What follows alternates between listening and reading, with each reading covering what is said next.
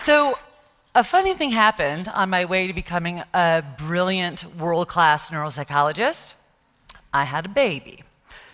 And that's not to say I ever went on to become a brilliant, world-class neuropsychologist. Sorry, Ted. But I did go on to be a reasonably astute, arguably world-class worrier.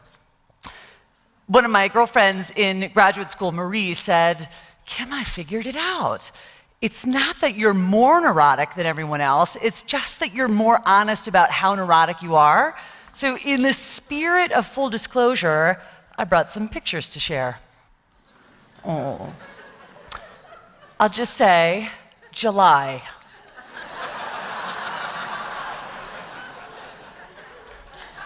Zip! For safety.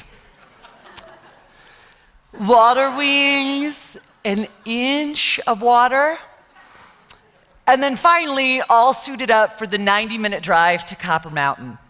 So you could get kind of a feel for this. So my baby Vander is 8 years old now, and despite being cursed with my athletic inability, he plays soccer, he's interested in playing football, he wants to learn how to ride a unicycle. So why would I worry? Because this is what I do, this is what I teach, it's what I study, it's what I treat, and I know that kids get concussed every year. In fact, more than 4 million people sustain a concussion every year, and these data are just among kids under 14 who were seen in emergency rooms. And so when kids sustain a concussion, we talk about them getting dinged or getting their bell rung, but what is it that we're really talking about? Let's take a look. All right, Starsky and Hutch, arguably, yes. So a car accident, 40 miles an hour into a fixed barrier, 35 Gs. A heavyweight boxer punches you straight in the face, 58 Gs.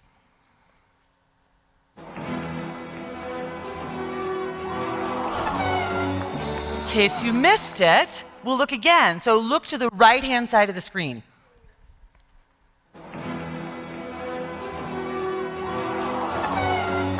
What would you say?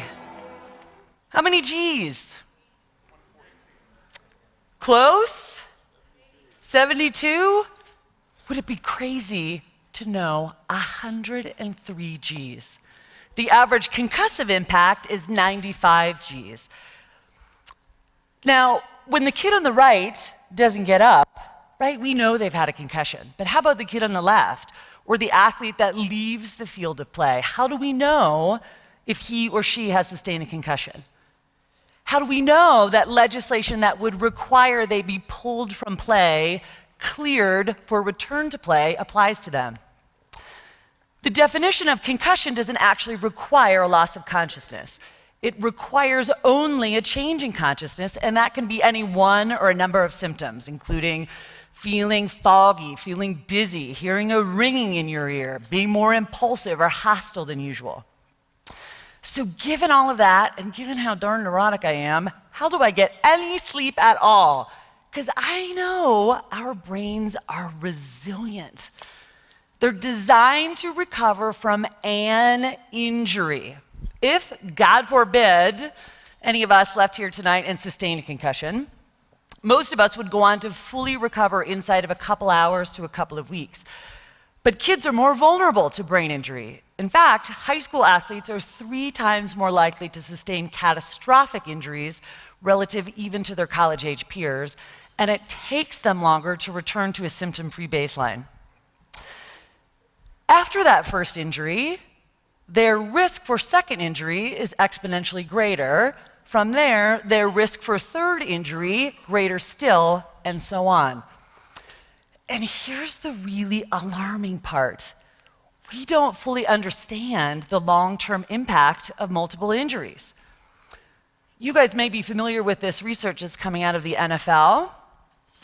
In a nutshell, this research suggests that Among retired NFL players with 3 or more career concussions, the incidence of early onset dementing disease is much greater than it is for the general population. So you've all seen that, New York Times, you've seen it. What you may not be familiar with is that this research was spearheaded by NFL wives who said, "Isn't it weird that my 46-year-old husband is forever losing his keys? Isn't it weird that my 47-year-old husband is forever losing the car? Isn't it weird that my 48-year-old husband is forever losing his way home in the car from the driveway?" So I may have forgotten to mention that my son is an only child. So it's going to be really important that he be able to drive me around someday. So how do we guarantee the safety of our kids? How can we 100% guarantee the safety of our kids?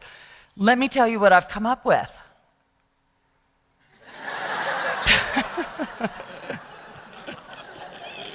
If only my little boy's right there, and he's like, "She's not kidding. She's totally not kidding." So, in all seriousness, should my kid play football? Should your kid play football? I don't know. But I do know there are 3 things you can do. The first, study up. You have to be familiar with the issues we're talking about today. There are some great resources out there. The CDC has a program, Heads Up. It's at cdc.gov. Heads Up is specific to concussion in kids. The second is a resource I'm personally really proud of. We've just rolled this out in the last couple months, Co-Kids with Brain Injury. This is a great resource for student athletes, teachers, parents, professionals, athletic and coaching staff. It's a great place to start if you have questions. The second thing is speak up.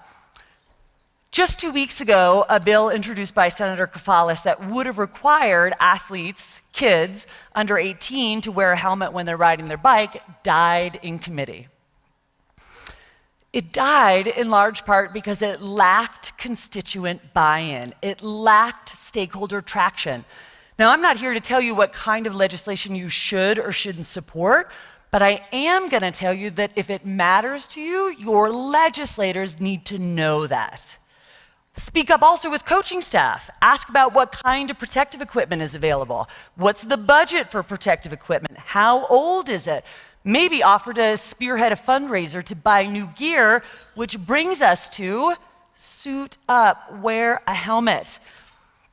The only way to prevent a bad outcome is to prevent that first injury from happening.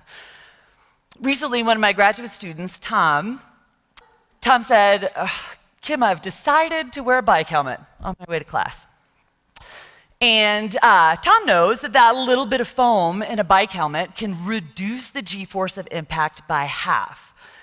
Now, I thought that it was because I have this totally compelling helmet crusade, right? This epiphany of Tom's. As it turns out, it occurred to Tom that a $20 helmet is a good way to protect a $100,000 graduate education. So,